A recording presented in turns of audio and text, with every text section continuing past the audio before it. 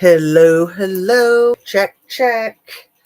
How is my lighting? How's my hair? Oh, I need my hat, don't I?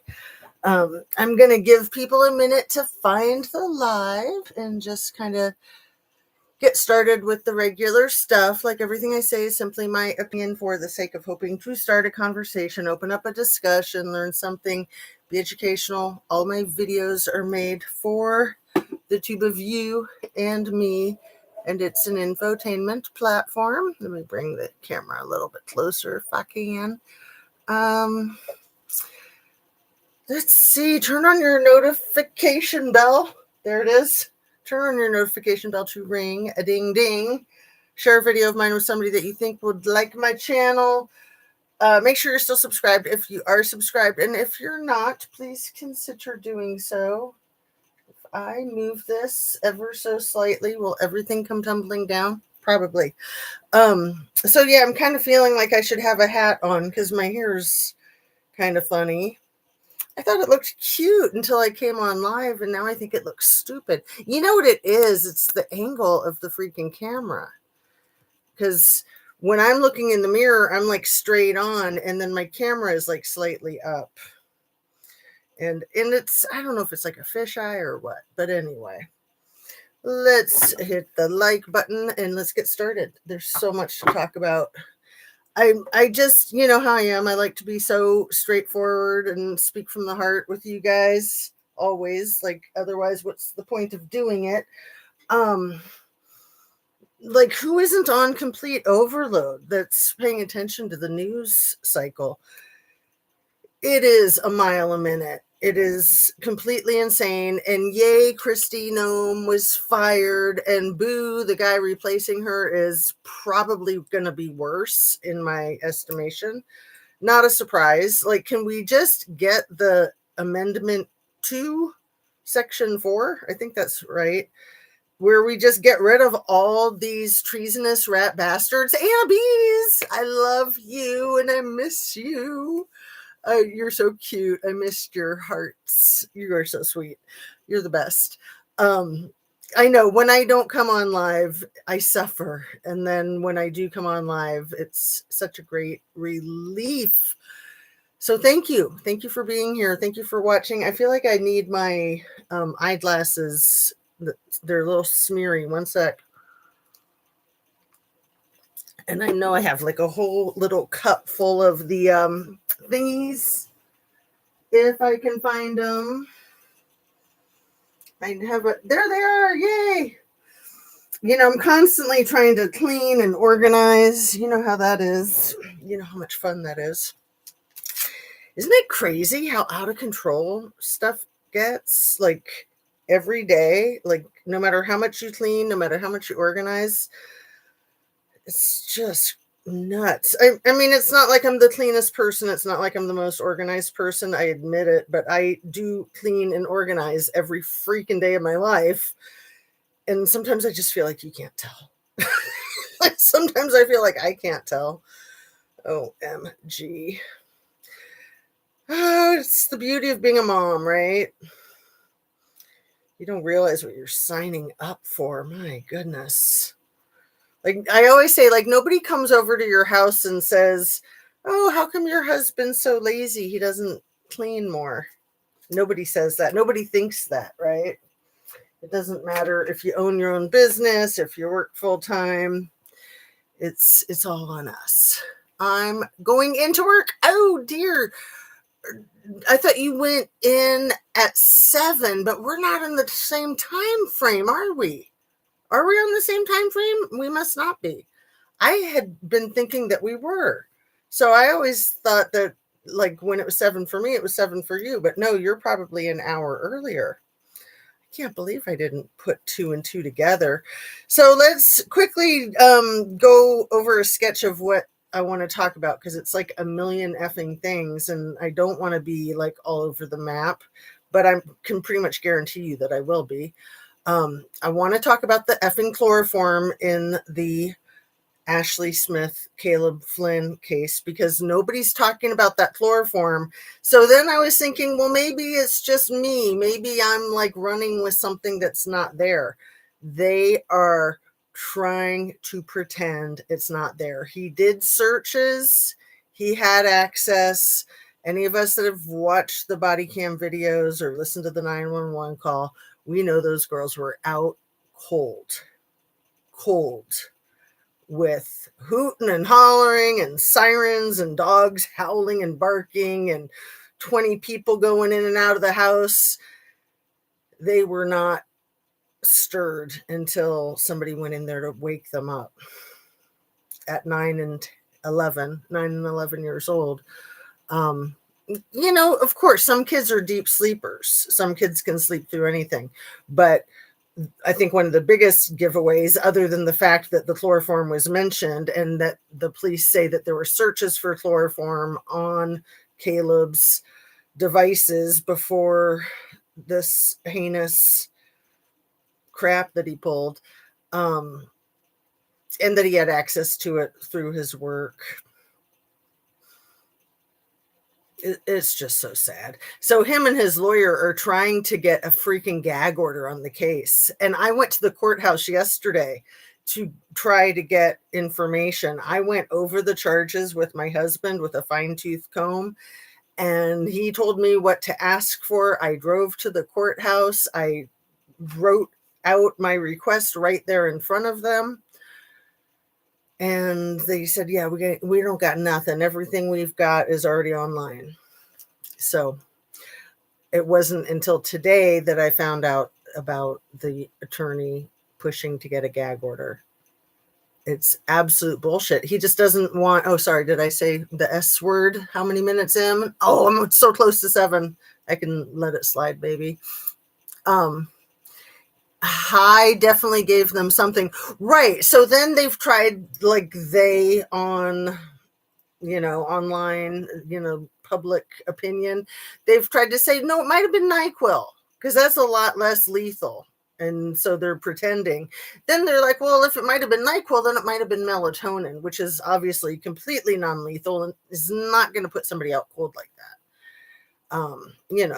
Melatonin can help you fall asleep, but it's very lightweight.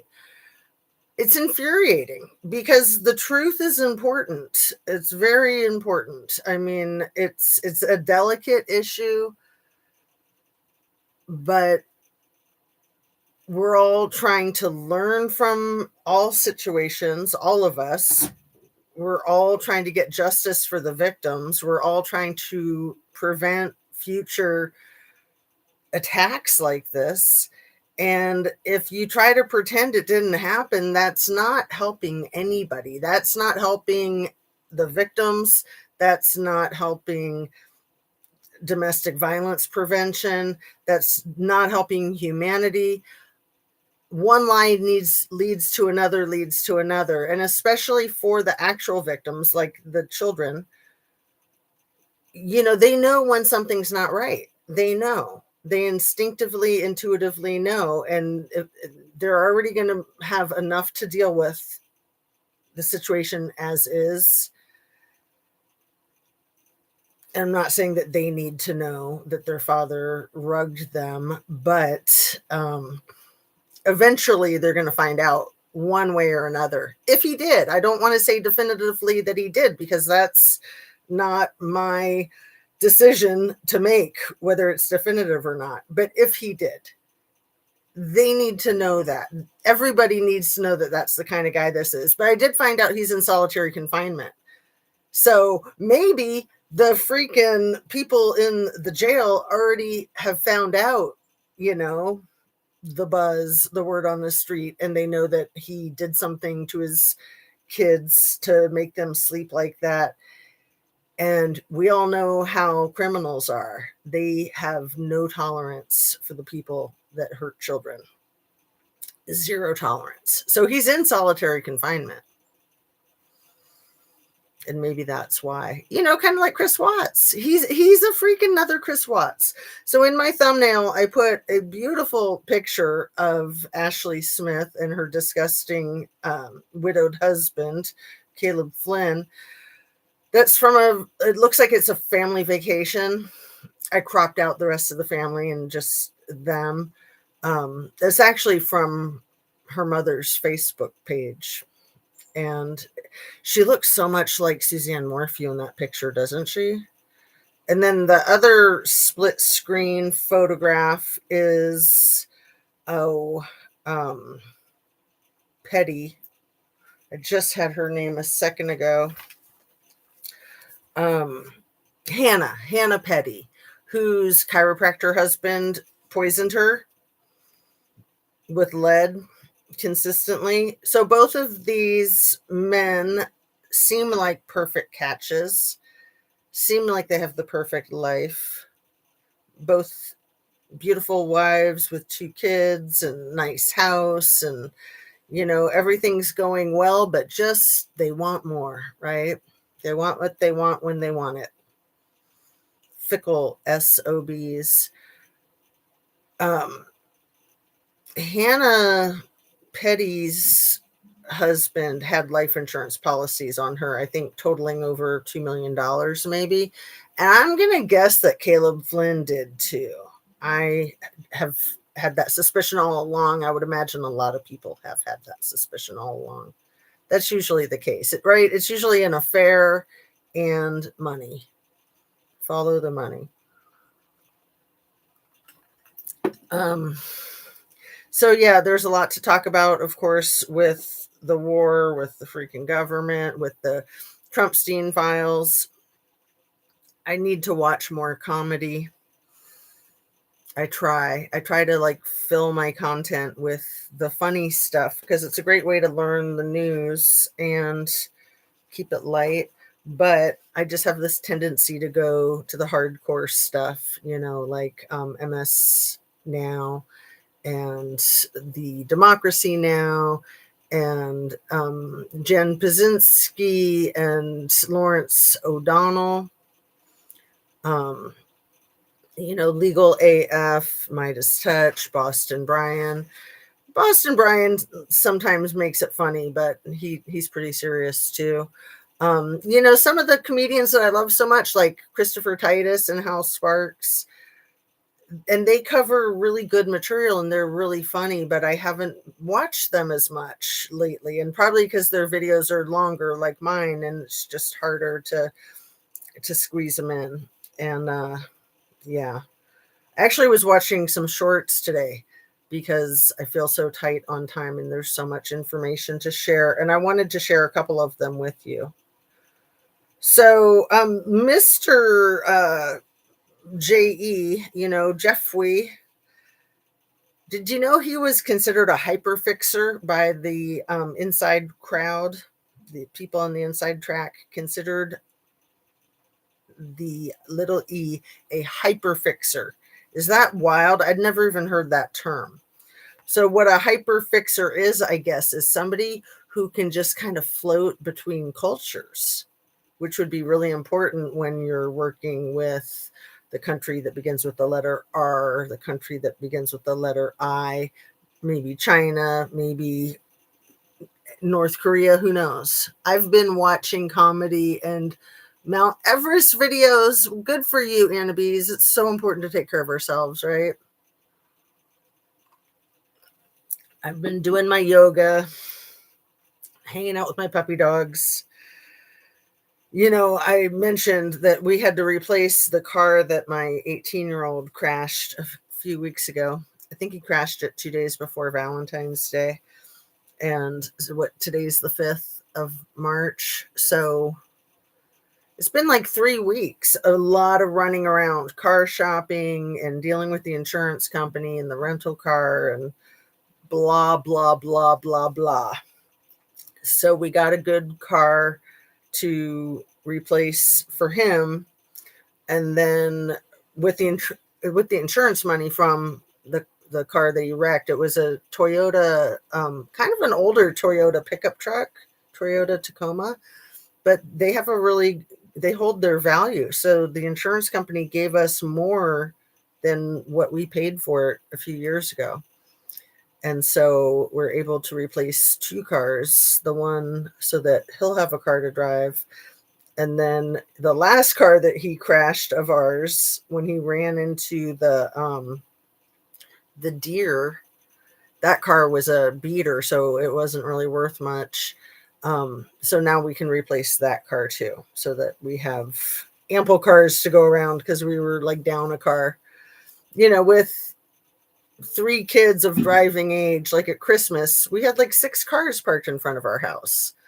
And, we live in a neighborhood where people are just like, why the hell do you have 6 cars parked in front of your house? Are you guys having a party like every day? Yeah. So then we were down to like 1 car in our driveway, which is kind of nice. But then when you're a couple and you're both busy, and, we've got the 1 teenager at home that needs to be shuttled around, the 1 car was stressful. So we'll be back up to 2 cars. And we're almost done with the whole process, but you guys know what a drag it is, car shopping. And I started on the internet. I found like 60 cars one night. I just sat there for like 5 hours combing through the internet. And then we ended up buying them through our mechanic, who's kind of like a friend. And so we know what we're getting, and we're getting good deals. And, we like to get older cars so we don't have to make payments. I've been watching comedy, and okay, so that's what I've been busy doing, is the car shopping on top of regular life. And, trying to keep up with my yoga and my walking. I haven't been able to do as much walking, but, yeah, it's just a lot. Taking care of ourselves is a lot. And then you add something extra in there, and it's ridiculous, I find. So, I've got a lot of notes. That's kind of the thumbnail of the things I wanted to speak on. So I guess it's come out now that the dear leader went to war with Iran because he had a feeling based on facts. Did you hear about this, Anna Bees? You probably hid from it. So Caroline with a K said it, I think yesterday, maybe today, in a presser, when asked, this is what's so great about these freaks, is that they out themselves. They think that they're so clever and that they're gonna float all their crap, and they just sink themselves like torpedoes. So it came down to her spilling the beans that El Presidente struck Iran because he had a feeling based on facts. The feeling was based on facts that they were going to strike. So he did it first. But then the real truth is that Bibi called him up and said, I'm going to do it. And then Donnie wanted to impress his buddy Bibi, and so he did it first. And today, I think a jet, one of our fighter jets, crashed in Iran, and the pilot is missing. So the 3 jets that were shot down by friendly fire a few days ago, I think all of those people parachuted out and were basically fine. But, we've got the 6 American casualties that I think all 6 of them have been named and identified. And it's just so sad. The youngest one was 20 and had such a promising career in front of him, and went over there, having no idea that there was going to be a war. And he was like studying IT to be like a computer expert for the military. And at age 20, he had been told that he was getting a huge promotion in rank, and then it's over just like that. He's from Iowa. That one's from Iowa. One was from Minnesota. That woman that was 39 with 2 kids and a husband, who served armed services, I think, for like 18 years. Was one from Idaho, maybe, one from Nebraska, maybe. I'm not sure. Hey, pie in the sky. What's up? Nice to see you. Really nice to see you. It's been a while. What state are you in? I forget. If you've shared with me in the past, I'm sorry that I forget. I'm in Ohio. There's a ton of freaking cases in Ohio. And, yesterday or the day before, yesterday, I think it was, 2 children were found. You guys have probably heard about this, like up by Cleveland, roughly 10 years old, give or take, half sisters, I think, found in suitcases, of course, not living anymore. A woman has been arrested. A suspect has been arrested. The suitcases were like in a very, very shallow grave. A guy walking his dog found them. And that, on top of the Flynn domestic violence, on top of the Tepe domestic violence, sure, it can be a coincidence, but it's interesting that these like national attention grabbing cases are all happening in Ohio right after Les Wex gets deposed. Like, I'm not saying I think it's a conspiracy, but you just never know. It's weird. And so now, what, Blondie Bondi's going to be deposed? Lutnick is going to be deposed. Melania is going to be deposed. These people. Okay, there were a couple things I wanted to play for you. Where's my phone? What did I do with it? If I have it handy. If I don't, then I'm screwed, huh? That's what drives me nuts, is when I have stuff and then I can't find it. And my little watch, I might not be able to find it. I'll give myself a second. Oh, here it is. Yeah, it fell on the floor. I have my watch where I can like hit the button to locate it, but then of course the watch battery died, so that's charging in the other room. I'm sure it's ready to go, but I just have a regular watch on. Okay, so did Nancy Guthrie's daughter, Savannah, go back to work today? I heard this. I don't know that it's true. I'm just like, what the F? That's bizarre. Savannah Guthrie back to work.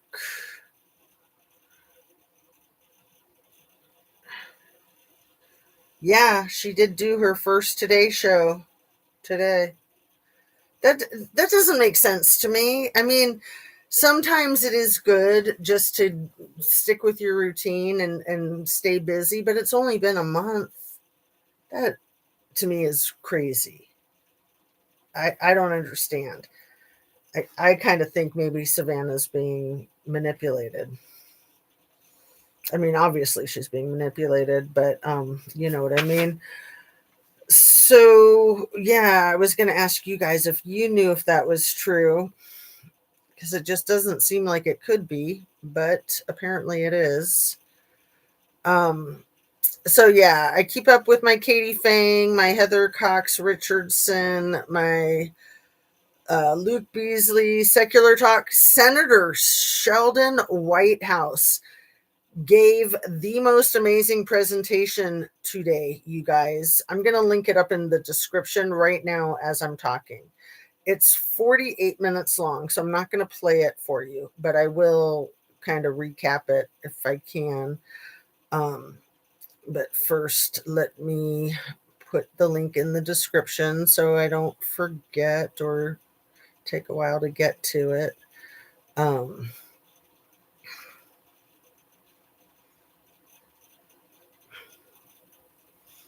Here we go. Link in the description.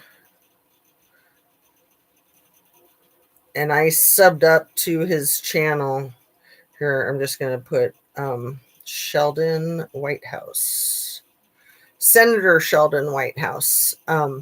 It didn't work for copying the link, so I just put his channel in there, but I will get the link later. I'll probably have to do it on my laptop since my phone is on the blink. Anyway, the really awesome videos that I wanted to share with you. I wanted to share with you a couple of these shorts. And which ones? Ask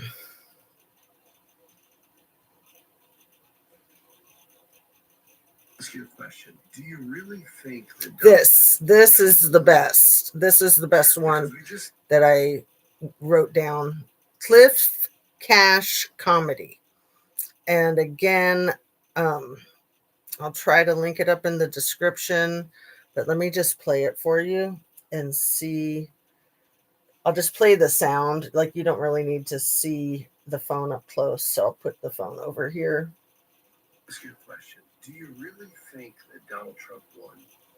Because we're just seeing this Texas Senate race, Senate District 9, I believe, in Texas. Trump won it by 17 points. This Democrat just flipped it for the first time, I think, maybe ever. Won by 14 points. A 31-point swing in a year. Wow. That's it. This guy is brilliant. Cliff Cash.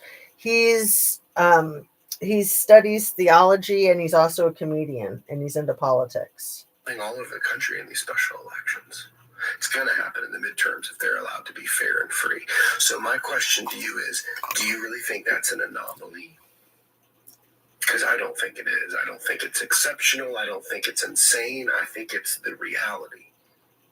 And I think that presidential election would have been comparable had it been free and fair. Trump lost by over 7 million votes to Biden. Now, if you're a dumb redneck living beside a Dollar General, you're like, he didn't win, it was stolen. Well, his own attorney general said that he lost. That would be like Pam Bondi now saying he lost. His own vice president said he lost. That would be like J.D. Vance now saying he lost. I'm trying to explain these things to you like you're an elementary school kid because I know you're dumber than one. His head of election security said he lost. So then he hired 2 other election auditing firms. They both said he lost. Then he challenged it in 64 court cases that I'm aware of. They all said that he lost. And then Fox News got sued for lying about it. And did they fight the case? Nope. They settled the case because they knew they were wrong. They admit that they knew he lost. They admit that they knew they were lying when they said he didn't lose. You understand? And they settled for almost $1 billion. He lost. He lost badly in 2020. And so if you think that he lost his ass in 2020 by almost 8 million votes, and then he got more popular after an insurrection, 4 indictments, 91 total felonies, 34 felony convictions. His company faced 34 felony convictions. He went through 2 trials with 2 different juries for slandering a sexual assault victim. Was told he could never do business again in the state of New York. Had a charity shut down for stealing from children with cancer. Stole documents and broke all kinds of espionage laws. One of the charges he was facing was espionage. He didn't win. He wasn't shot. And he's not in the Epstein files. He is the Epstein files. Okay, he didn't win. He wasn't shot, and he's not in the Epstein files. He is the Epstein files, which is why I call them the Trumpstein files. I'm just like noticing this. What is this? Is it? There's like something. I guess it's over here. I was thinking it was like the part of my computer laptop was showing in the frame, and I was like, that's weird. That's never happened. But no, it's just like part of the table over there. Okay. So that guy's great. And yeah, he is the freaking Trumpstein files, which is why I call them that. What about... I wanted to play you a Josh Johnson real quick, just because Well, do I want to play you that one or? I didn't understand this until recently. Maybe not that one. I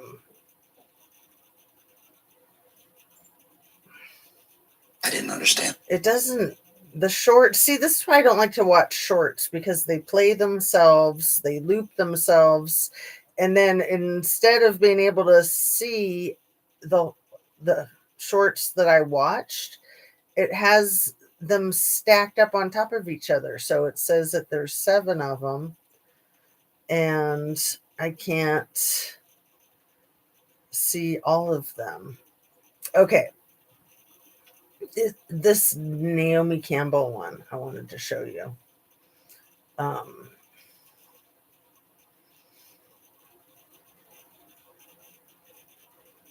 And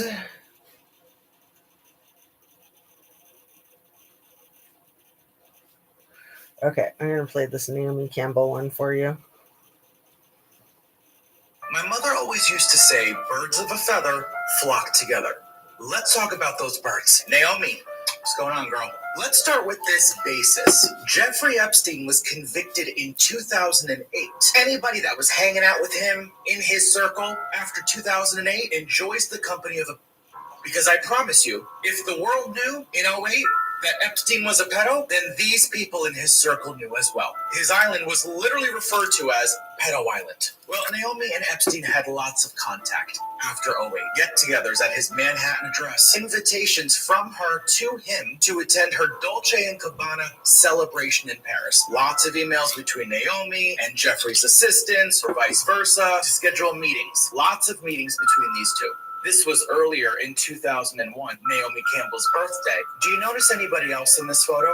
Right in the front there, that's 17-year-old Virginia Giuffre. A child at a party and in the middle of a bunch of and friends of them. Virginia actually posted this picture once before and had that to say. You saw me at parties. You saw me in Epstein's home. You saw me on the plane. You saw me get my hair cut. You saw me on the streets. You watched me be abused. You saw me. I am sick of everyone who is close friends with this child playing the... I didn't know him. I never went to the island. I didn't know. I didn't know anything about him. I had no clue. Never liked him. Guy creeped me out. I only talked to him a couple times.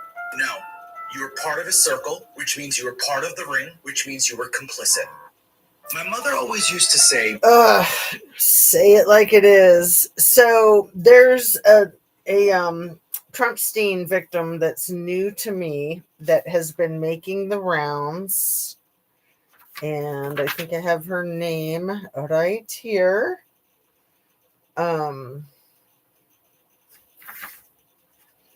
I take so many notes to share with you guys. And I've got too many notes to keep up. I know I wrote her name down. Danny Bansky. So she interviewed on the Katie Fang channel. And then I saw an interview with her on another channel. And she was a ballet dancer who was victimized by Little E starting when she was 18, I think. She is the one, maybe you've heard of her, you guys. She's the one whose mother was diagnosed with a brain tumor, which is when Little E tightened the screws and moved in for the kill. So he'd been like grooming her. And then when she went to him thinking that he might be able to help with his connections with medical professionals and all of his money and everything, he used that against her to, like I said, move in for the kill. So Danny Bansky, and she's so articulate. So she's like 39 now, and she's spent her lifetime recovering from the trauma. And Katie Fang is one of the best interviewers. She asks the best questions. She's very sensitive. She made it a point to just explain how, and very gently she said it, how she could even hear Danny kind of defending herself in the interview with Katie Fang, trying to explain why she was a victim, trying to explain why she didn't run, why she didn't say no.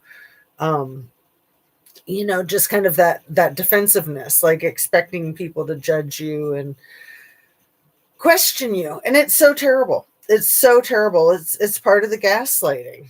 Um, one of the Trumpstein victims that I've heard speak, I think it's Jess Michaels, who was also a dancer. She was like 22, I think, when she was raped by little E. And she has done a ton of work in victim advocacy and rape prevention and recovery and such. And she points out that when somebody's in a car accident, as opposed to assaulted and violated in that most intimate way, when they're in a car accident, the first thing you focus on is, are you okay? You don't really care if they were the one making an illegal turn or whatever it is that happened. First thing you focus on is, thank goodness you're okay. Later, you want to maybe find out how things happened if they feel like talking about it. When someone is assaulted in that most intimate way, that's not always the way people approach the victim, the survivor, and checking in with them and just trying to help them manage the shock and the trauma, because there is a lot of shock in traumatic situations. The whole thing with fight or flight or freeze, and then the disassociation, like with this Danny Bansky. It was so sad hearing her talk about disassociating when she was essayed by Jeffrey after she's already dealing with her mother having a brain tumor, and then being a dancer. And we've talked about this before in essay, your body is the crime scene, and then when you're a dancer, your body is also your art and your instrument. And this young woman, Danny, was saying how she would stand in front of the mirror and she couldn't dance, and she couldn't stand looking at herself, looking at her body. You know, she felt betrayed by her body when she disassociated, when her mind and her body separated, because she couldn't process what was happening. It's so amazing to listen to these women talk, and she doesn't seem like she has any guilt or shame now. I'm sure she's worked through a lot of it to be able to go on these big podcasts and interview with people and talk about something that's so personal that there is a lot of shame and blame around it.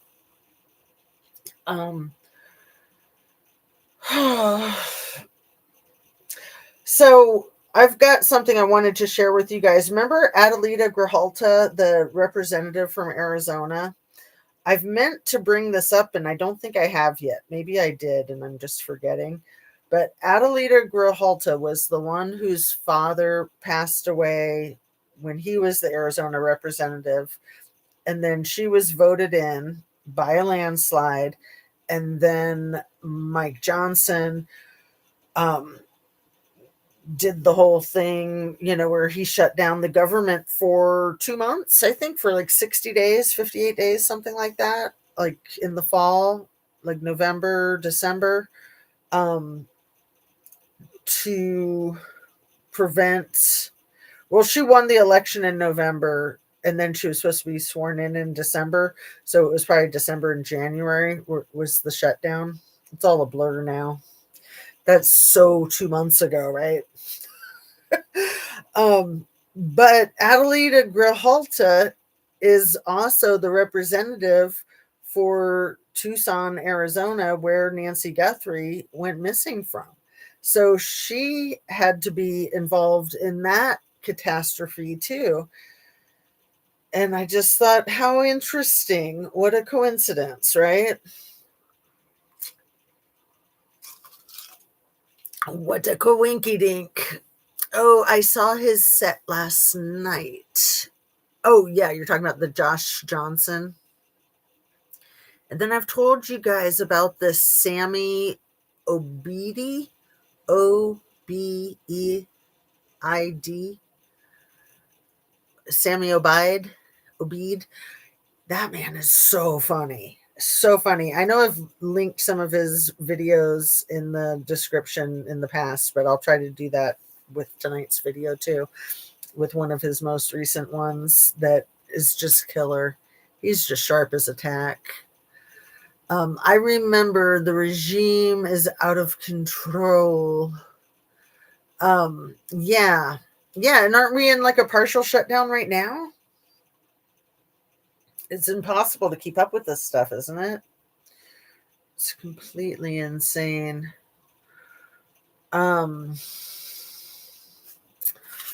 So let's see where else. Okay, so Anna Bees, I texted with you about this, and here I am trying to avoid it. This is what I really came on to talk about tonight, you guys, and I really don't want to talk about it. And I wish that I'm in left field and completely wrong, and it's just my humble conspiracy theory, allegedly, but it dawned on me what is in the Trumpstein files that has been deep sixed, like the 3 million pages that we'll never see. And Virginia makes mention of it in her book, so I know I'm not imagining it. It's a feeling that I have based on facts. But what could be worse than the things that we've already learned about, like the Hannibal Lecter crap and the PDF file crap and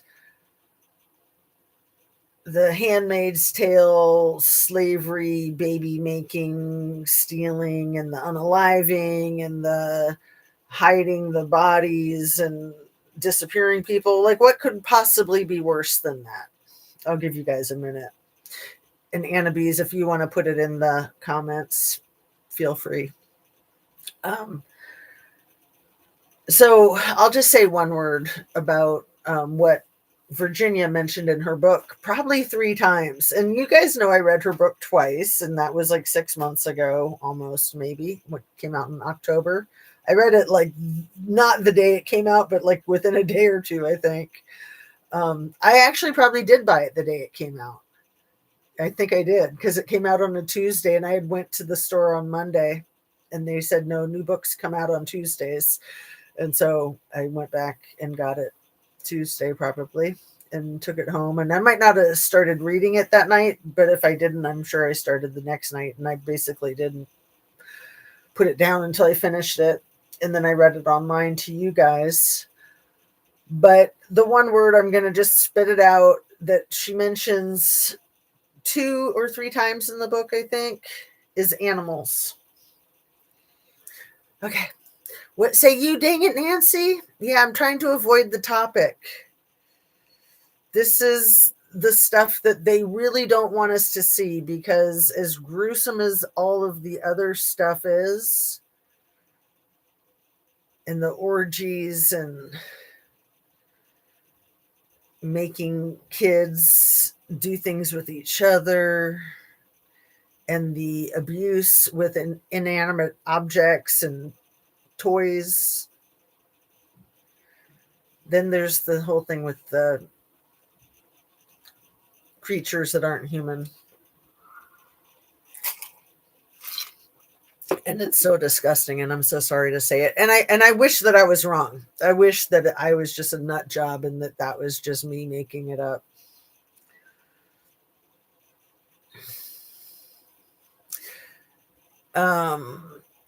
Good evening, Jazz. Dang it, Nancy. Jazz, are you close?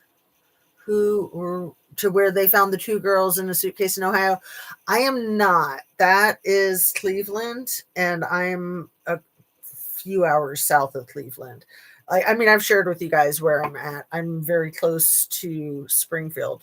I'm also very close to Tip City, where Ashley Smith was unalived. So I went to the courthouse yesterday to try to get further documentation of the charges, because there's 12 charges against Caleb now. They initially just had 5, and then they added 7 more. And I wanted to know, a couple of the ones that they added were assault charges. And I was going to read you guys all the charges, but they're on the computer, and so it'll make it. But let me just go ahead and do that. And let me knock everything over while I'm doing it. So yeah, I wanted to know about the assault charges. I wanted to know about the details behind the 2 intimidation of witnesses. Oh, here, I have some of my notes right here, because this was my handwritten. They want you to write in pen and paper. They want you to ask for what you're asking for. So I wrote, I'll just read it to you. To whom it may concern, I am requesting court documents of all charges against Caleb Carl Flynn, date of birth May 13th, 1986, including but not limited to the 2 felonious assault charges.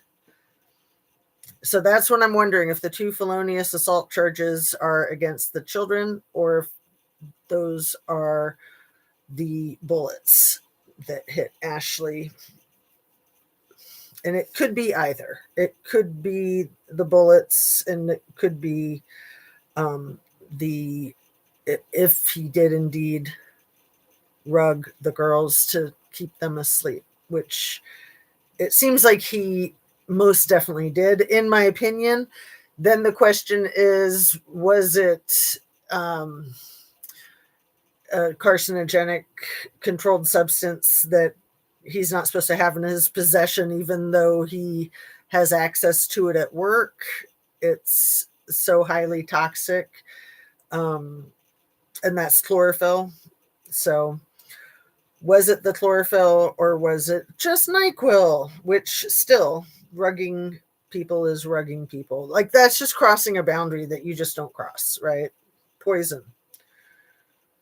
Or was it just melatonin? Did he just poison them with melatonin? That's not really poison. It's just melatonin. But no.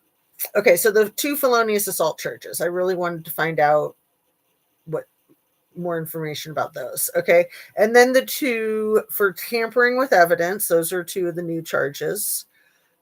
And the 2 for intimidation of a witness, which I found it interesting that the 2 charges for intimidation of a witness were different from each other. They were different levels.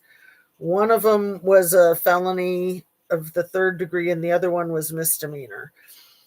So some people have theorized that the intimidation of witness may have been the girls.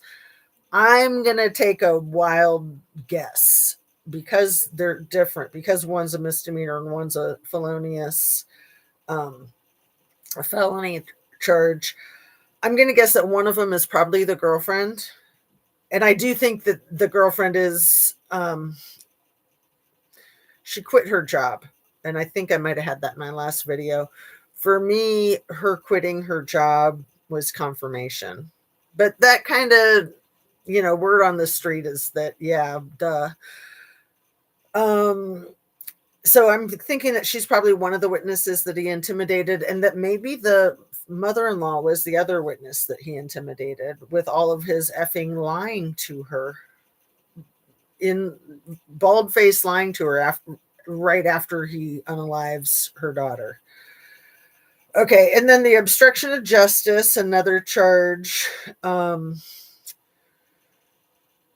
And then So all these charges stemming from the felonious aggravated red rum of Ashley Smith Flynn, date of birth 2/24/88, on February 16th, 2026, at the house they shared together with their two daughters, 9 and 11, and the address and all of that. And I gave them all of my information. Please let me know at your earliest convenience if there are any fees associated with my public records request, and I will be happy to pay in person, online, or via the telephone. Also, please contact me without hesitation if there is any more information necessary to fulfill my request. Thank you.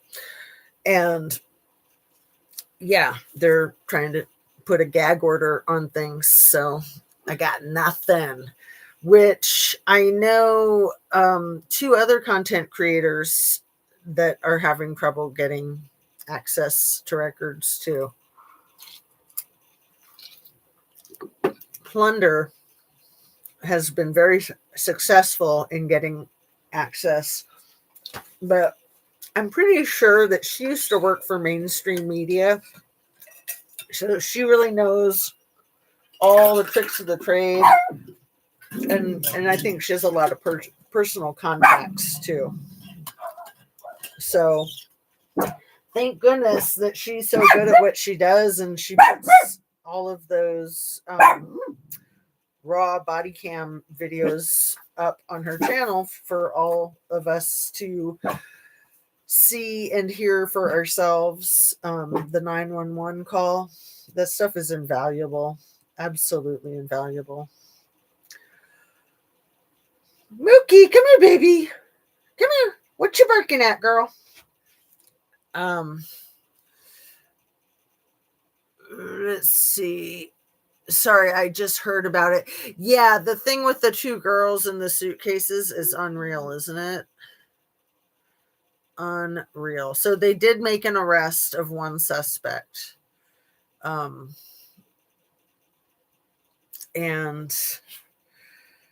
yeah, it's just so sad. So did you guys hear about I'm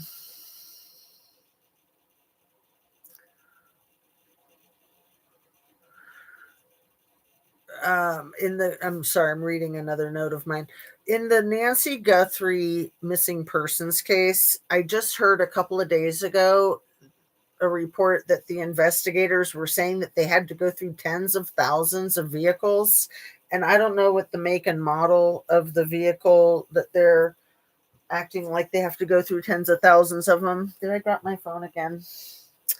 Those slippery phones, they just disappear, don't they? Here it is. In the exact same spot. That's too funny.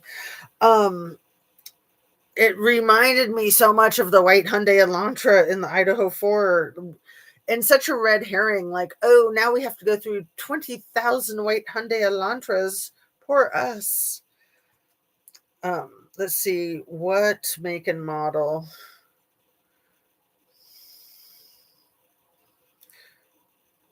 Of the car in the Nancy Guthrie case. What make and model of car in Nancy Guthrie case do authorities, it's so annoying when my voice to text doesn't work, need to sift through?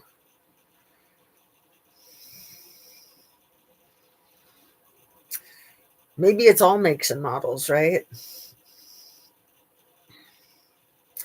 Oh, it's a Kia Soul. I knew that. They have focused on 7 vehicles, most notably a Kia Soul. And Kia Souls are pretty unique looking. They're not that common, I didn't think. But Hyundai Elantra and now a Kia Soul. Let's see. So they had the Range Rover, the Subaru, Nancy Guthrie's car, Annie's car, the Kia Soul, the dark red Honda SUV, the gray truck. They don't say what color the Kia Soul is. Third generation Kia Soul. So it says here, a retired New York Police Department detective, Pat Bronson, identified a vehicle seen on a neighbor's Ring camera at 2:36 a.m., approximately 8 minutes after Guthrie's pacemaker last synced, as a third generation Kia Soul. What? So I didn't ask what color, so let me see if I can type that in.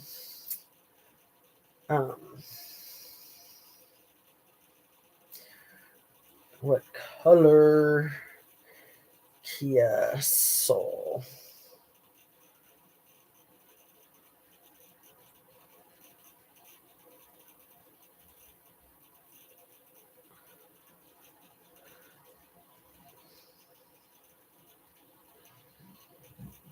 Dark colored or blue Kia Soul.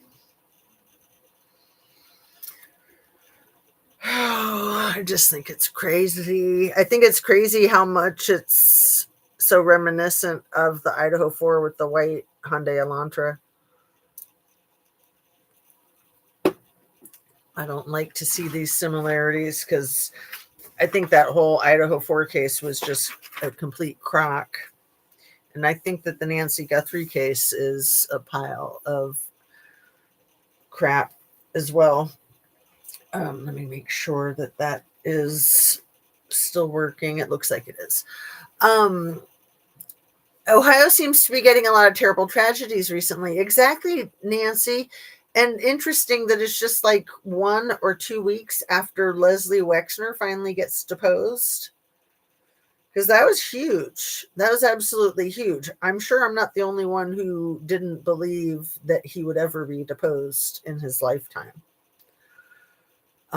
And I think he's going to have to be deposed again because he was so squirrely. He was obviously like playing a game and fibbing, lying, perjuring himself, giggling like a little psycho. That was one of the most bizarre performances I think any of us has ever seen in a court deposition type of setting.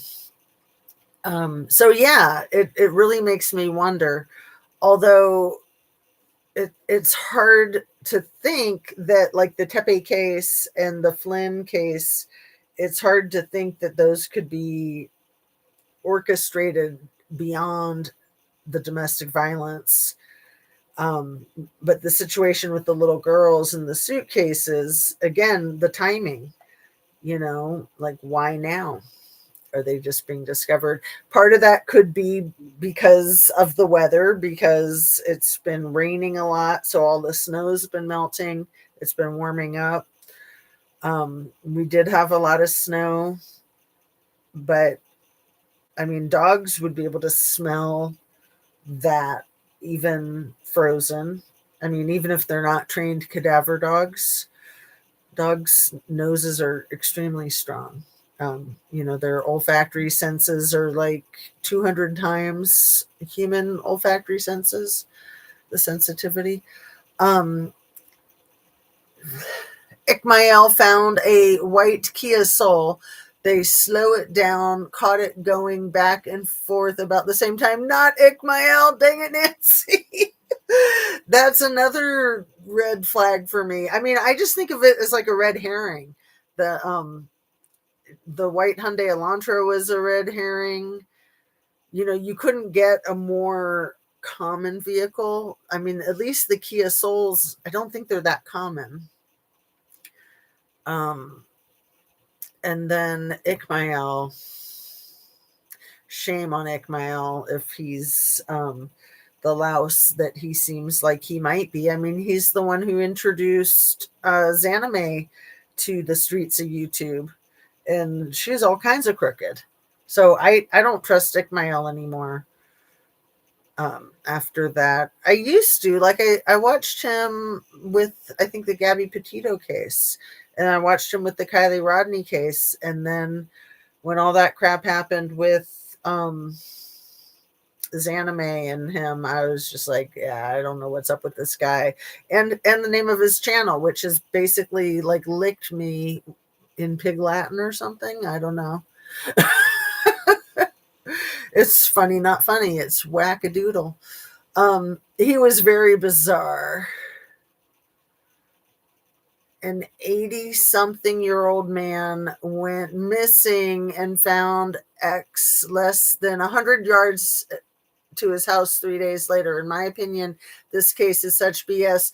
I learned about that case, dang it, Nancy. I don't remember all the details, but I saw that a few days ago. The man in his 80s that went missing, and then found really close to his home. He was kidnapped. The people kidnapped him. And yeah, stuff went sideways immediately. And then it sounded like they probably dumped him close to his home. I forget who his children were, but they thought that his family was loaded. So, and I forget what state it was too. Do you remember? I'm going to look it up real quick. 80-year-old man kidnapped. Because that was pretty recent.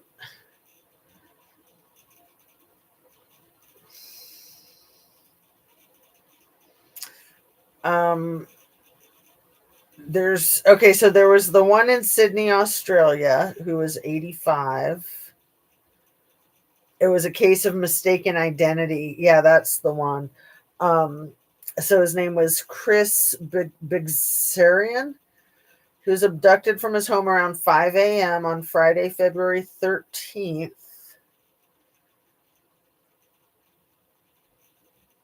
I don't know. It almost seems like it's staged to make it look not so bizarre that Nancy was allegedly abducted from her home. Like, see, all kinds of old people getting abducted all over the world, right? I mean, seriously. Anyway, so, and again, Australia. It seems like there's like a high correlation with our country and Australia, especially when it comes to the Trumpstein files stuff.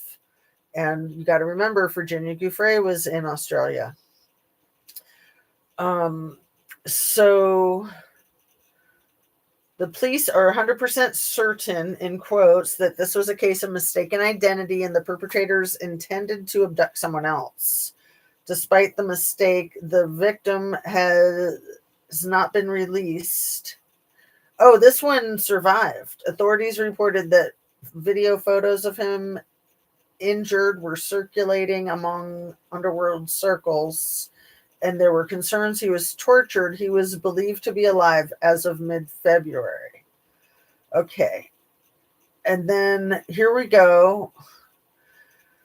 Kentucky, February 2026. An 83-year-old female, Gail Crane, kidnapped from her home in Mason County, Kentucky on February 17th. The suspect, Rita Lang, her former caretaker. After a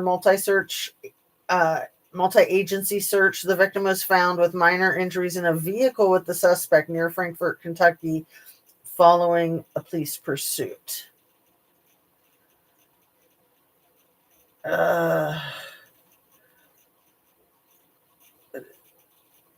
So, yeah, I don't think either of those were the ones that I had heard about, but it's just kind of weird that all of a sudden, too, in mid-February, this guy in Australia was February 13th.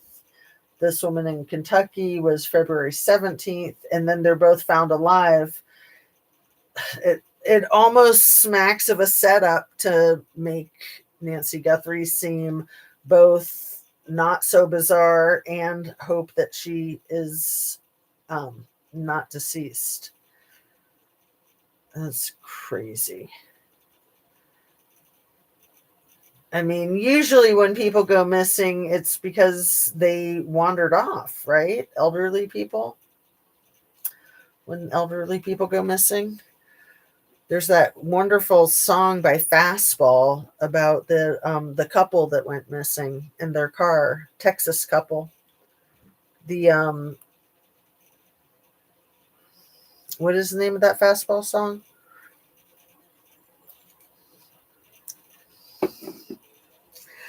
Ah, I'm gonna have to ask my phone. My brain is locking up. Fastball. The Way. It's called The Way. It's an awesome song. And that song is based on a true story. So I think it took like a month or two before they were found, and I think their car had driven off of a cliff and into a body of water or something like that. And I think they were in their 80s. Um, Lana was covering it. That's exactly what happened. The snow melted and a man walking his dog sniffed it out. Oh, the one with the two girls. Yeah, I've been watching Titanium Built lately because she is in the same area that I'm in, and she's all over the Flynn case. And so yeah, I heard about it through Titanium Built. If you guys don't know her channel. So I didn't realize the name of her channel, I think, comes from all the metal that she has in her body from a car accident that she was in 14 years ago.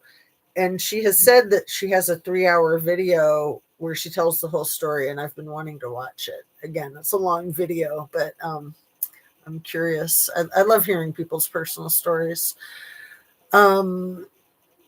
Yeah, I was only watching Ham when it showed up in my feed about the Nancy case, which I'm done and over with. You're done with the Nancy case, or you're done with Iqmael? Dang it, Nancy. I mean, it's wild that Savannah went back to work today. She was on the Today Show today. I looked that up at the beginning of this live. Yeah, in Australia, I think leave our children and elderly alone for the love of God. Okay, I'll be quiet and listen now. LOL. No, please keep talking, girl. Absolutely leave our vulnerable people alone. So, what about this school that um, got blowed up in Iran? A girls' school.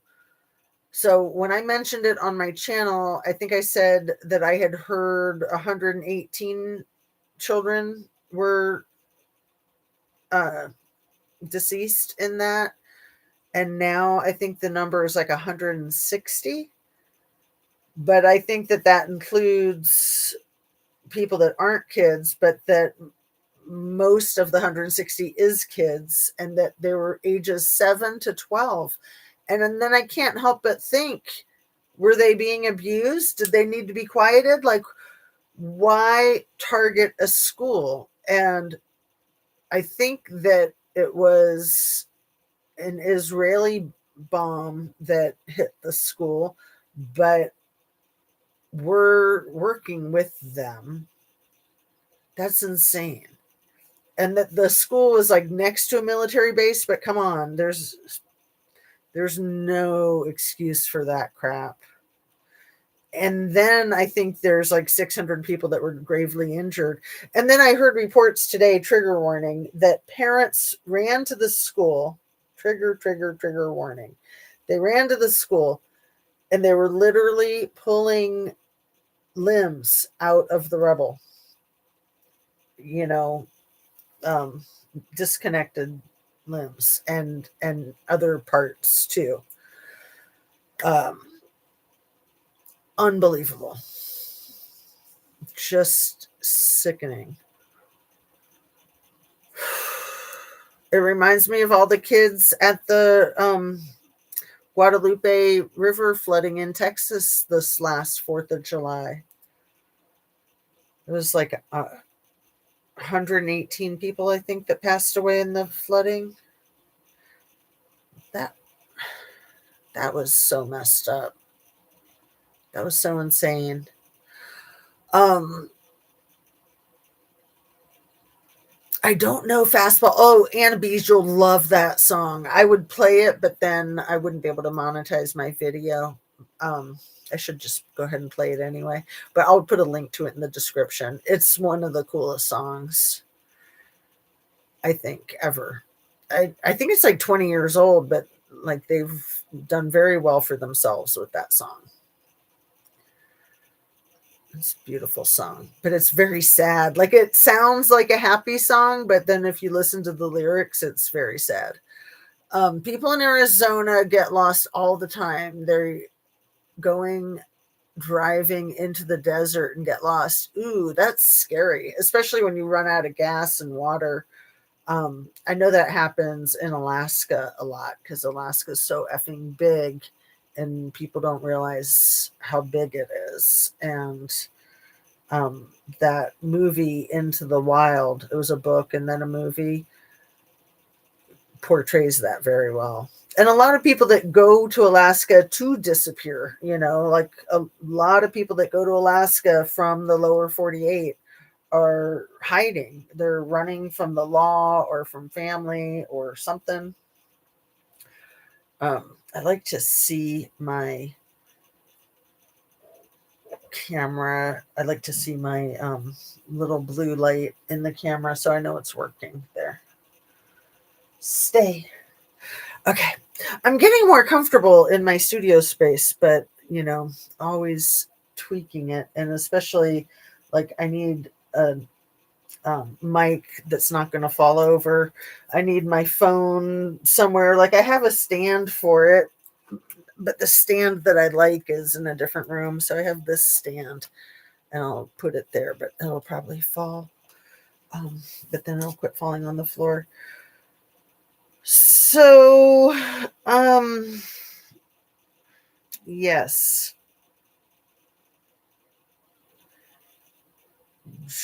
Oh, Josie Lewis art. That was a short video that I wanted to play for you guys too.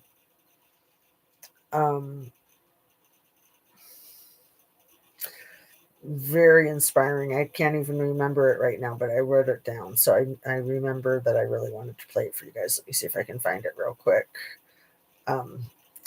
Josie Lewis art. I've never heard of it.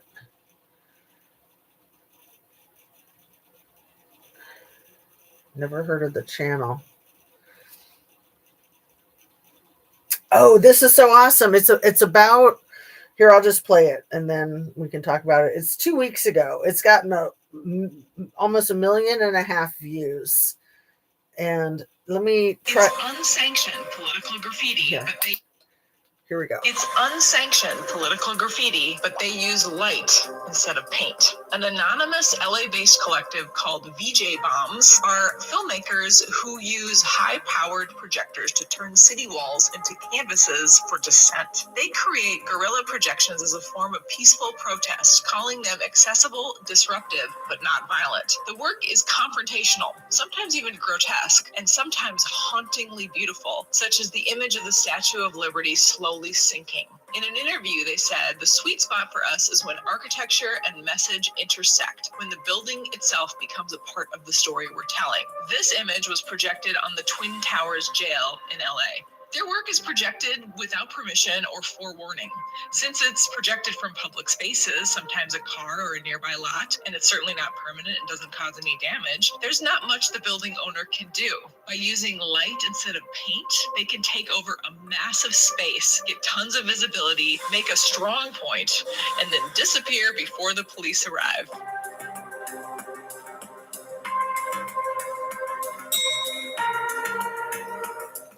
I have a secret recipe behind my thick.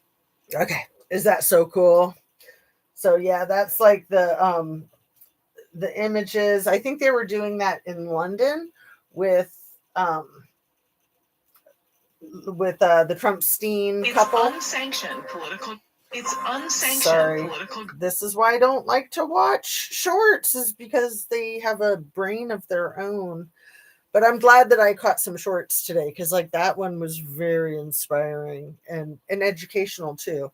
Because I haven't seen a lot of that projection stuff. I just saw videos and photographs of it when it was when the Trumpster fire was visiting the royal family that was being projected onto some big buildings where he would see it. And it very much upset the man. He's not a man, he's a freaking monster. Um, People in Arizona get lost all the time. Yeah, that is so scary in a desert. Hey, from me to you, Toto. I love the name of your handle, from me to you. That's so cute. I think Savannah returned to New York because something's about to happen.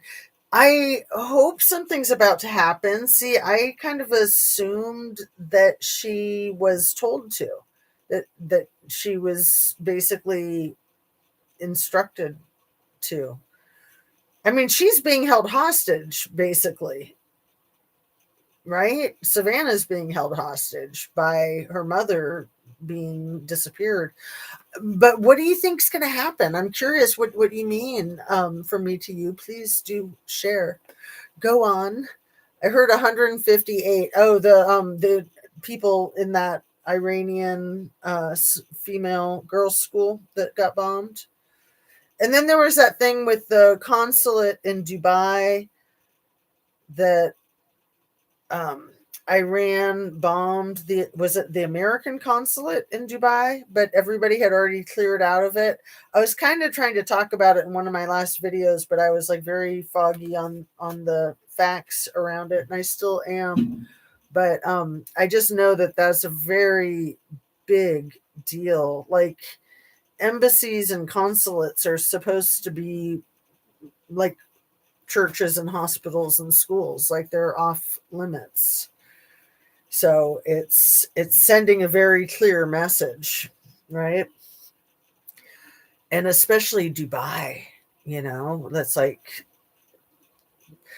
I think it, in my opinion, from what I know of it, it's like the fanciest city in the world. I mean, the whole thing is like man-made with like big big oil money, and it's also probably like the most corrupt, like with transporting and such. So, that's quite a statement in a place that's supposed to be kind of like a utopia of sorts, basically, I guess is what I'm trying to say. Not my kind of utopia, but for some people that's their thing. Is that what they're trying to do with the Gaza Strip, is turn it into a Dubai type of utopia? I think so. Um ugh, Insanity. Um Dang it, Nancy says, okay, wow, Jazz, I thought I went deep, but whoa, very possible. And yeah, those students at that camp were getting abused. Dang it, Nancy, the students at the camp, Mystic, please do share, because I've heard that in the area, I'm forgetting the name of the area, it's like some weird little town. You guys know, um, that it's kind of common knowledge that that girls' camp is like, I don't know, maybe a place of grooming. It's in the e-files. Little E donated 6 digits to the bank in that small town. What's the name of that town where the Camp Mystic is? And the town's only like 10,000 people. So yeah, that was really creepy that town showed up in the e-files. Let's see, Camp Mystic. And Kerr County. That's, I think the name of the town is just Kerr County. It's a Christian summer camp established in 1926, and it's very um, very popular with the elites. So the elites send their kids there, like it's like a legacy place, like multi-generational. And at first I thought Marjorie Taylor Greene was nuts when she was talking about the weather control, and that there was some cloud seeding done that created the flood. And then come to find out, the guy who did the cloud seeding did an interview to try to establish innocence around it, when he was basically saying that he did cloud seeding just south of there 2 days before the floods. But then tying that together with the way the land is, the way the mountains are, the way the soil is, it has a tendency to flood like that. It's known for the flooding. That whole Camp Mystic had like flooding um, drills, and they've had other years where they flooded, and they had all like the flooding markers and all the equipment to deal with it.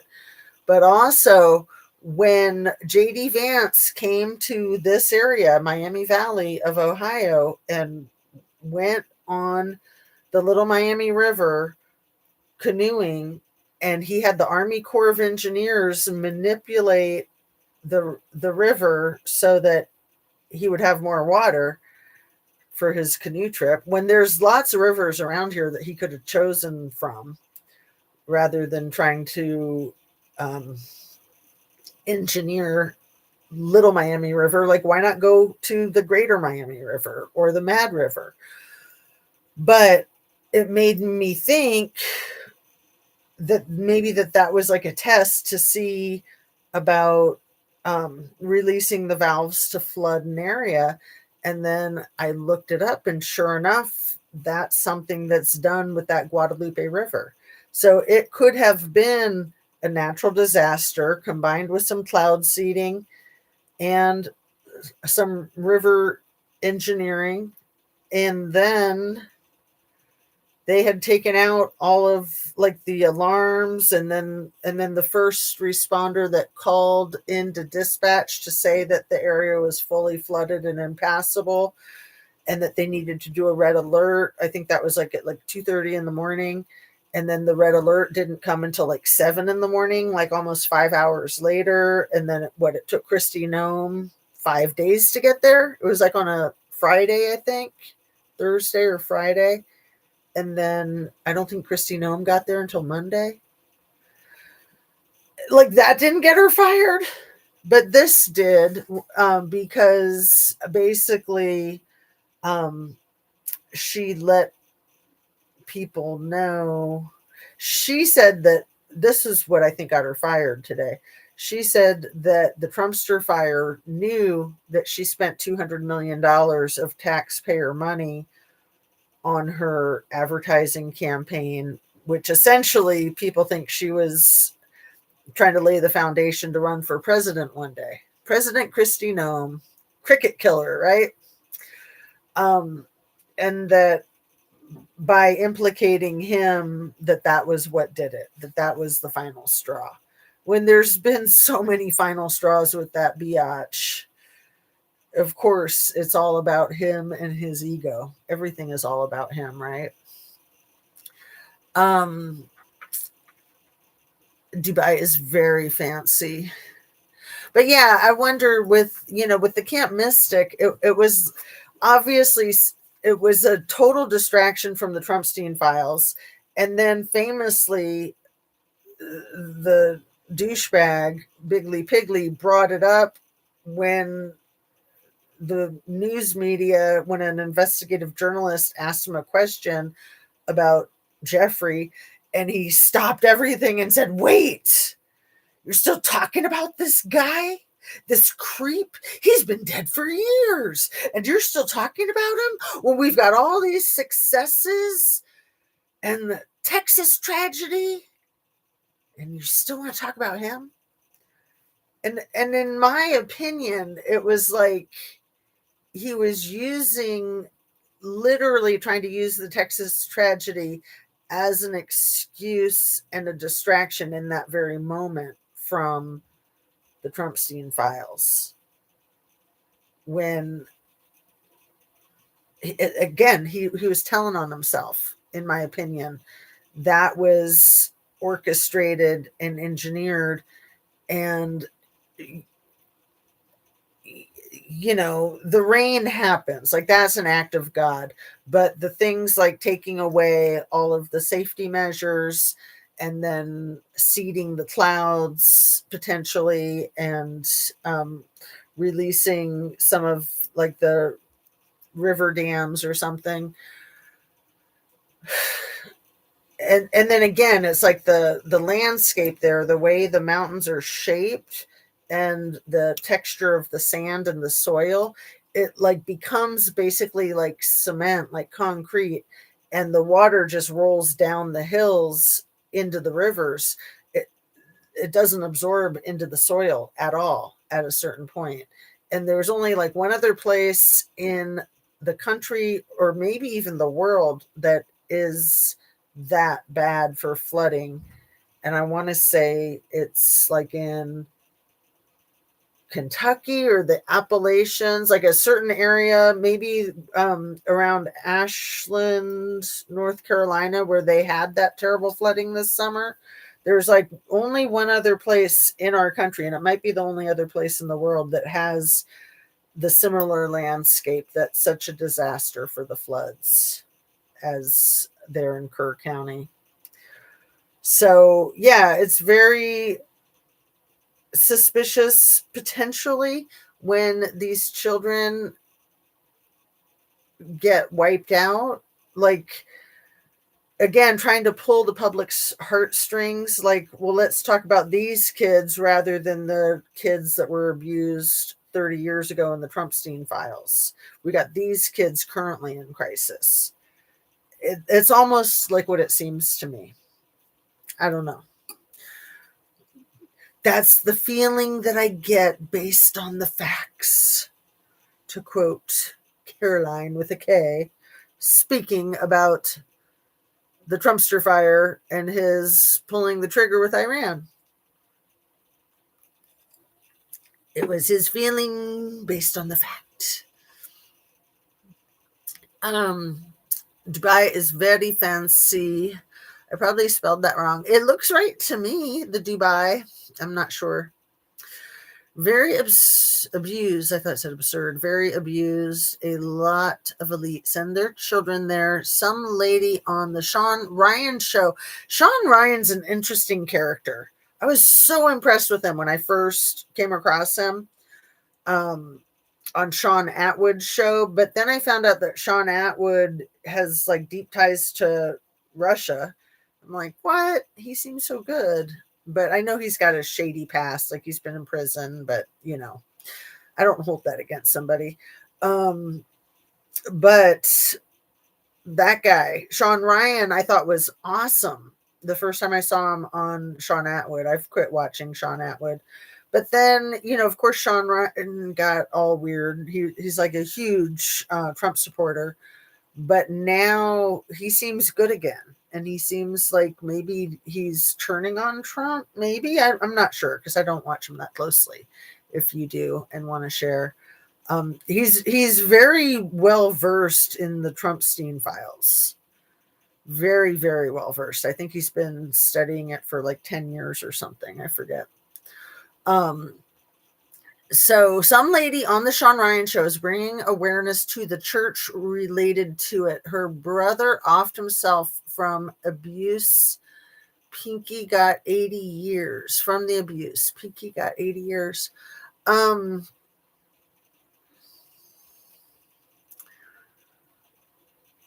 church related to Camp Mystic? Is that what you're talking about? Dang it, Nancy. Yeah, I know Sean Ryan. The camp was also located in a sundown town, and actually the Black Girls Camp didn't get damaged. Yay. Dang it, Nancy. I'm so glad you mentioned the sundowner town, because I've been wanting to talk about that. Tip City is a sundowner town. Sundowning, I think is what they call it. And honestly, I didn't really know what that was. And for anybody who doesn't know, I mean, obviously we can Google, but a sundowning town is where they didn't allow Black people um, during, I don't know. My first thought was like during the time of the Underground Railroad, because in this area of Miami Valley, there was a lot of Underground Railroad welcoming places, and there's like wonderful Black history museums, one in Cincinnati and one in um, it's at Central State University, which is a very small town that I can't even think of the name of. Wilberforce. Wilberforce is where the other Black History Museum is. But then Tip City is right there, and it's a sundowner town where they didn't allow Black people to live or to buy houses. You know, that whole thing with the redlining that we've talked about, I think, in the last month. So, yeah, thanks for bringing that up.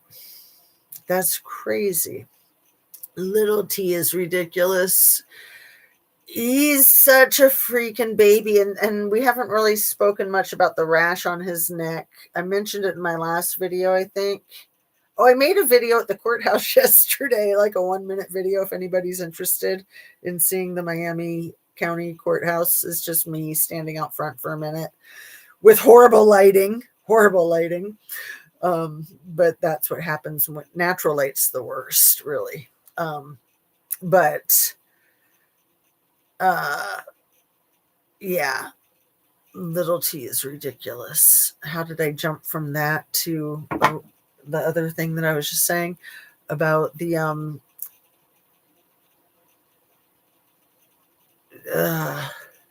absolutely insane Little T, and his neck, the it looks like it could be shingles. You're a nurse, Annabise. What do you think it is? I'm very curious because it is not a rash. Like, I've never seen a rash that looks like that. It's like a lesion. And my first thought was syphilis. And I Googled like rash on neck from syphilis and got some really gross pictures. I mentioned, like, I don't recommend Googling that, especially around the time that you might want to eat a meal. But the legion, and I would imagine he's got makeup on it, because he puts all that makeup on his hands. Why wouldn't he put the makeup on his neck? But yeah, it's serious. It's bad. Like, why can't he just take care of himself? Like, what the F is wrong with him? He's got to pretend like there's no elephant in the middle of the room. He's just such an attention whore. Me, my, I. Did you watch any of the Hillary Clinton disaster? Okay, this time I'll be quiet. I did not. Actually, I did not really watch. I saw a few clips of the Hillary Clinton deposition. I didn't watch any of the Bill Clinton deposition either. I mean, I saw little clips here and there, but it just didn't interest me. And I still haven't finished watching the 5 hours of Les Wex, which it does really interest me. The hours that I've watched of it have been fascinating, and it kind of goes fast, even though it sounds like painful to watch a deposition that long. His is really interesting because he's doing so much theatrics and he's so unbelievable. But yeah, I'm curious if you have anything you want to share about it.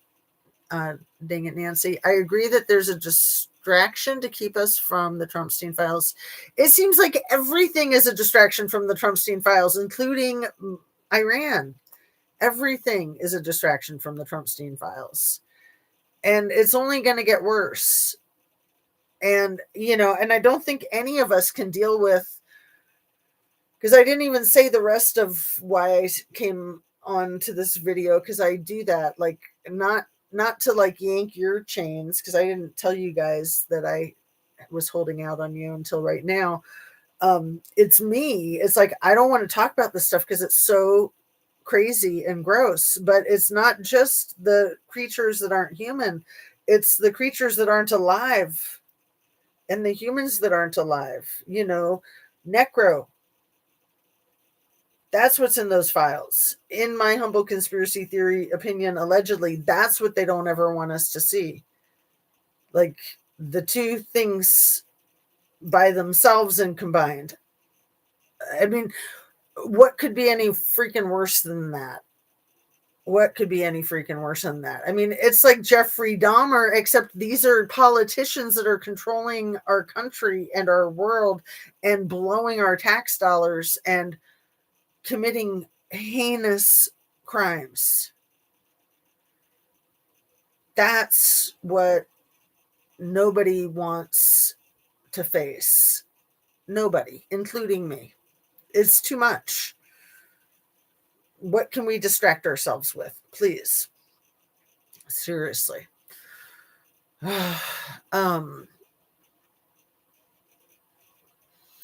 Just kidding. I can't, Annabise. Have you been to Dubai? If things don't turn around, South America or Germany are looking interesting. Wow. Yeah. See, I used to feel like I was going to have to flee the nation to Canada or south of France or somewhere with this regime. But then I feel like we got to fight for our country. We've got to. And, you're not going to be safe anywhere. If they get their way with this new world order, they being basically President Z, is that how you say it, with the X and the I, the China president? Is he prime minister or president? I think he's president. And Bibi and Vladdy and Trumpster Fire, they think they're going to carve the world into three regions, and Trumpster Fire is going to rule one. Vladdy and Bibi are like one and the same person, so they're going to rule another one. And then the president of China is going to rule the third one.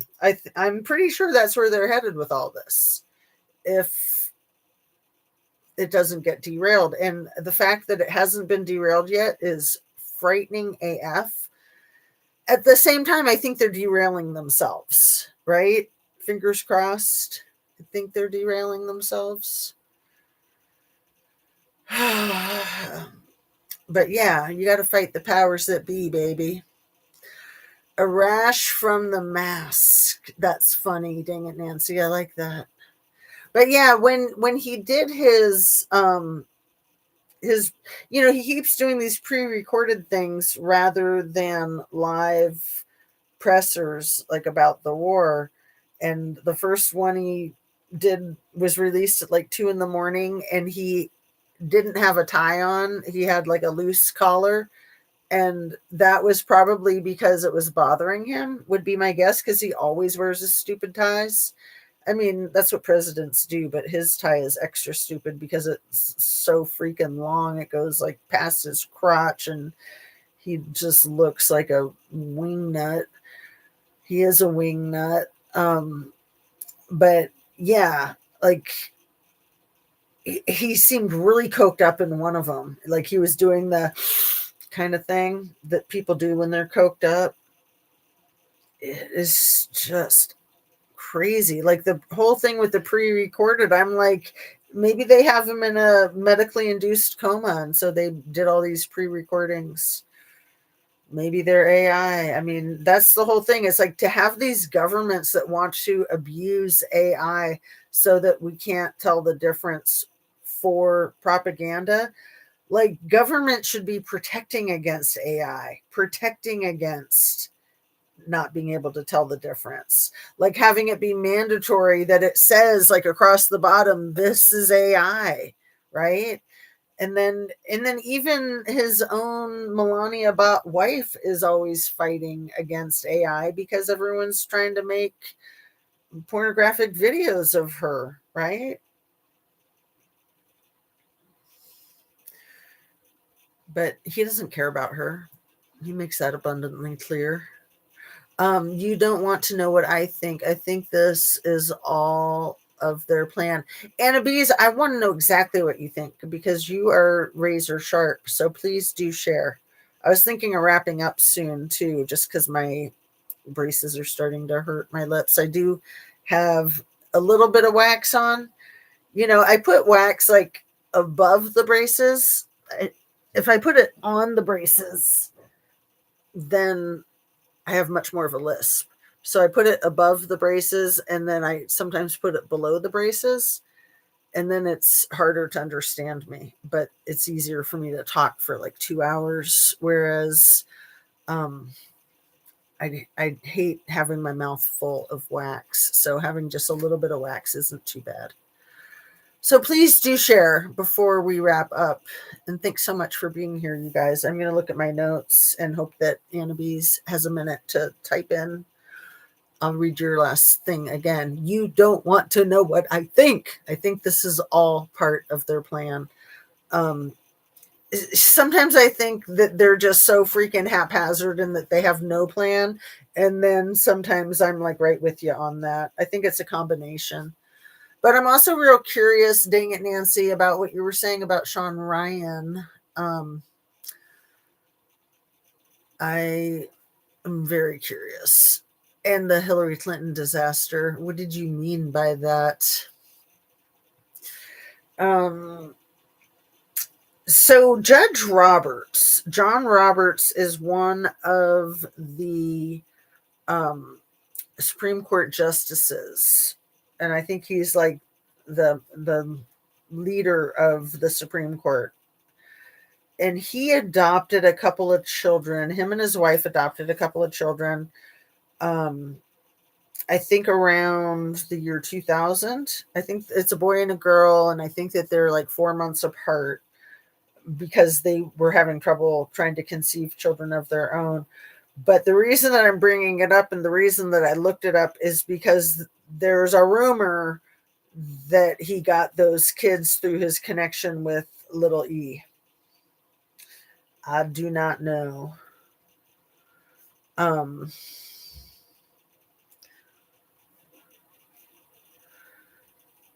And yeah, it was Alex Acosta, the guy who did that nasty illegal sweetheart deal that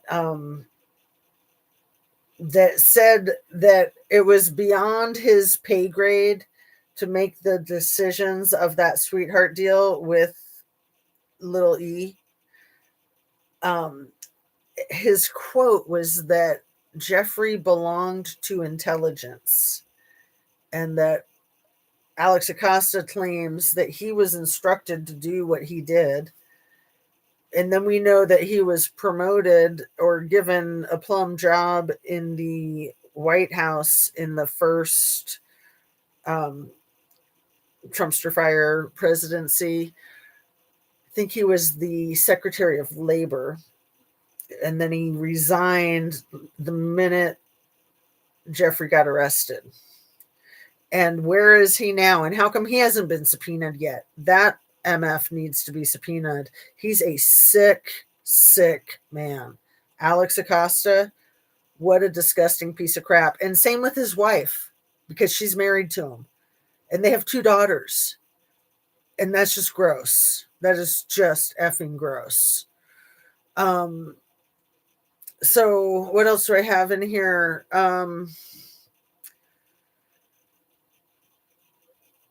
The Russia and Jewish mob that run New York and Florida. That's what we're dealing with. Allegedly. What does Anna B say? I think that all of them are playing a game with us. The people with generational wealth have always been in power. They control everything, and now they just want us all under their control for everything, everything. Sorry, I can't explain well because I'm at work. You're fine, Annabise. I know I don't want to distract you from your work. And yeah, I think everyone can grasp what it is that you're saying overall. But I also think, and you probably would agree with this, that they want to make the inequality a lot worse, like in The Handmaid's Tale, where you really have the wealth gap between the elite and the peasants, and that pretty much everyone is a slave if they're not, a master, right? It's heinous. It's disgusting. Um, so yeah, justice for Cricket, the dog, finally. The dog that Christy Nome assassinated because it was a puppy that she hadn't trained yet. And so she said it was bad and needed to be assassinated. And apparently that at some point got her eliminated as a potential candidate for some jobs. But with this job that she just lost, allegedly El Presidente, yeah. And Can I eat the rest of the brisket for lunch tomorrow? of course. Okay. I'm gonna let the puppies out. Okay, love you. My daughter, she's so cute. I got more of that beef brisket that I told you guys about at the Hickory River Smokehouse up there in Tip City. It's so good. It's like $20 a pound, and it's just the bomb. Best brisket in the world. So she was asking if she can have the rest of it, the leftovers, to take to school for lunch tomorrow. And of course, my children are complete carnivores. Like, they love meat. So I know whenever there's meat, like hardcore, like brisket, that they're going to gobble it up. Like, that's what I want, for them to be strong and to grow. Protein, protein, protein.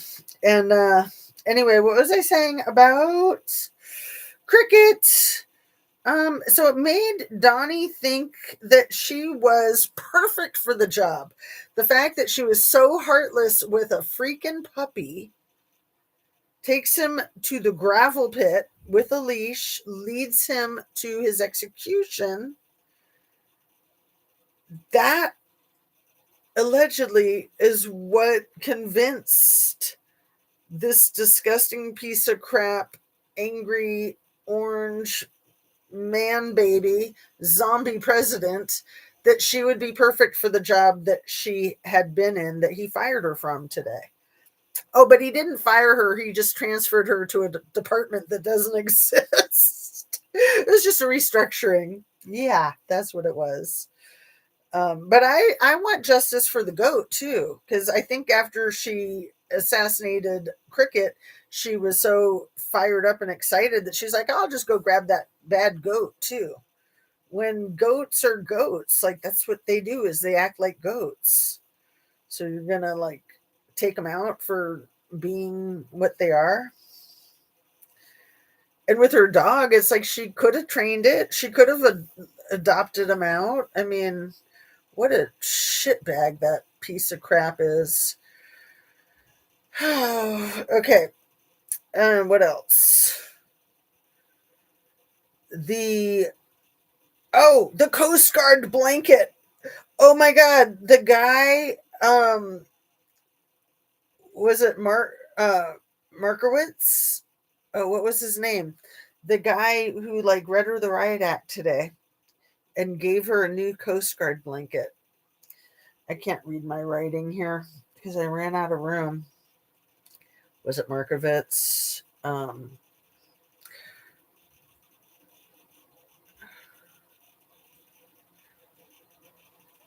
And Christy Nome.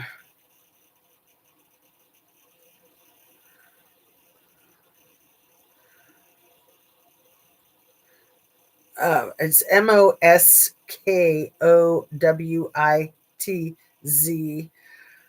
Moskowitz. He ripped her a new one, and got her a new blanket. The Coast Guard blankie is why she fired that airline pilot, because they had to change planes because their plane had mechanical problems. And when they changed planes, the pilot forgot her blankie, like, because she can't be responsible for her own blankie because she's a freaking 2-year-old. And it was this Coast Guard blanket. So Markowitz, if I'm saying his name right, presented her with a freaking brand new Coast Guard blankie. I think that was yesterday. But what a great parting gift for her as she gets promoted to the department that doesn't exist. OMG. Anna B's agree 100%. It is true, if we're in the midst of war, then T will qualify a third term. El Presidente is gaslighting our troops and saying that this war is God plans. What the H? Yeah, he thinks he's like got a direct line to God. He did that when he went to Kerr County finally. And then he was interviewing with a young investigative journalist from Fox News. And he said, somebody big like me. And he pointed up, somebody big like me. And that was the short video that I made that got deleted as soon as I put it up. And I worked on it for so many hours. It was ridiculous. Anyway, yeah. It's more like Satan would be who he's connected to. Absolutely disgusting. But your comment, Nancy, about qualifying for a third term. I mean, he got that idea when Zelensky was saying that because of the war that they can't, in Ukraine, they can't safely do an election. And they were sitting there in the Oval Office, and you could see the cranks, the gears turning in Trumpster Fighter's brain. And he was like, oh, really? So you just have a war and then you can't have an election. Okay. Note to self. And, I don't think that that's true for our country. I mean, look at like the wars that we've had, elections through all the wars. I mean, that's bogus. But I mean, he's just desperate. And the whole thing with the Texas situation, I mean, all of the situations. Reese Waters did the greatest video a day or two ago about how, like, I mean, a lot of people have talked about how all the cheating in the elections, the gerrymandering and all this stuff, it's like, obviously they know they're going to lose, because otherwise why would they be doing all this crap? And like in Texas, they moved people's polling places, but they didn't tell them that they moved them. So people that were going to the same polling places where they voted for 8 years, once they were there, they were told that they had to go to this other place. And for people that were going after work, then it was like close to closing time. They didn't have time. So then there was like an emergency order to keep the polling places open until 10 rather than 7. And now they're holding all of those votes from 7 to 10 hostage. And I mean, they still lost massively, even with all of their shenanigans. But yeah, it's atrocious. It's just atrocious. Jazz, she sounds so sweet to ask. Tell her we said hi. She's a sweetheart. She's 14 and she's on the honor roll. Very proud of my girl. And she does her sports. She used to do an instrument, but she's not doing that currently. During basketball season, she was going to be in a play about the Anne Frank play. And thank goodness she backed out of the play, because doing one of those things, like the sport or the play, is huge. And to do both and to stay on honor roll, like, I mean, she is human. So, but yeah, she is a very good kid. She's very responsible. She's the youngest. My other daughter is the oldest. She'll be 24 at the end of the month. And then the boys are the in between. The girls are the bookends. And yeah, my kids are the bomb. The girls are just phenomenal. The boys gave me a lot more trouble. I mean, the girls give me a lot of trouble too. Don't get me wrong, but the boys, a heck of a lot more trouble. They are just little poops, aren't they? But you gotta love them. And I feel like it's their job. I mean, it's easier to say that when it's someone else's kids. I would always say, it's their job to like push you over the edge or to try to push you over the edge. And it's your job as the parent to set the boundaries, set the limits. But man, they just don't stop. They just keep pushing. They do, they do. I loved watching her with the horses. You can tell that was her place of peace. Are you talking about Christy Nome with the horses? Or Virginia Gouffre was into horses too. But yeah, people who love horses really love their horses, don't they? You always make my evening. Oh, you're so sweet. Well, it makes my evening to have my folks here to interact with and to do my little like therapy of what's been going down. I wanted to double check my notes. I think I have everything out of that book. And then I don't think I had anything written in my other books. I try to stick with one book, but then when I can't find them, then I just grab anything. So yeah, I don't have anything in that one. And sometimes I even just like grab a piece of paper and write on the back of it. And then of course I can't find it.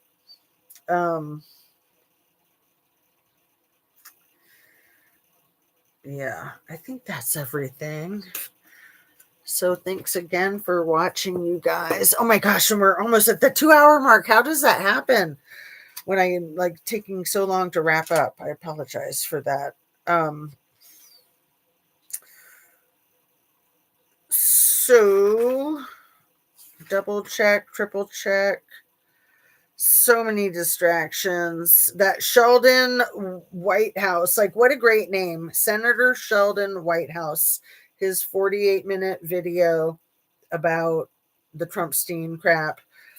And he submitted his report. So the video of him is him reading the report. And he just freaking nails it every which way. And then when he submits it with an annotated bibliography with receipts for everything that he's talking about. Like, I would love to just play that entire 48-minute video and, put commentary in there. Maybe if you guys wanted to do that, like tomorrow, we could. Let's see. Oh, the Trumpstein, Jeffrey and Ghislaine Maxwell's father had debt issues, allegedly. And I wanted to look into that. They were both arms dealers in the 80s, and the arms were sold to the country that begins with the letter I, that's in the forefront of the war right now. So we can thank them for that. And the 80s is when Oliver North went down in flames for the contraband. And that's a long time ago. That's like 45 years ago, 40 years ago, 40 years ago. Yeah. Oh, I do have more notes. What? Hold on. How did that happen? 1 second. Let me just zip through these real quick. I got a whole nother page here, but I don't want to keep you guys.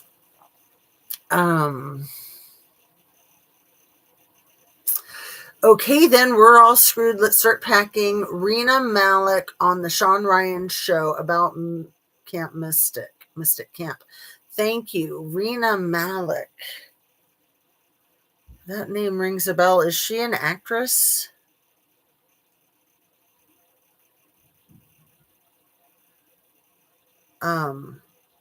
It sounds like an actress that I used to watch. Was she on Just Shoot Me? Let me just look her up real quick. Rena Malik, if it's the same one. Malik.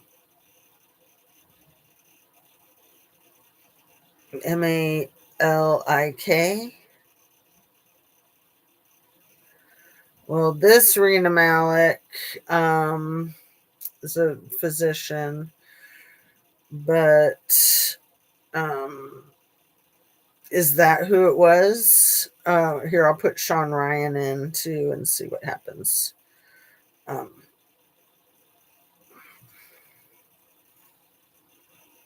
Does he spell his name Shaw? Bye, everyone. Have a good night. Rena Malik thinks she's trying to pass some law. Bye, Anna Bees. Have a good evening at work. Okay, so she's a urologist and she was on the Sean Ryan show. She debunks number one sex myth. That's from November of 2025. A board certified urologist and pelvic surgeon appeared on episode 250 of the Sean Ryan show to discuss men's sexual health. I'll check it out. But it sounds like it was something more recent than that, right?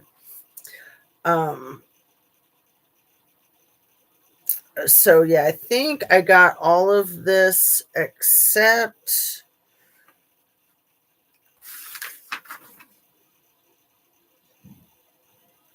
I think I got it all, which is good because I was like, oh my goodness, I have a whole page of stuff I forgot to share. The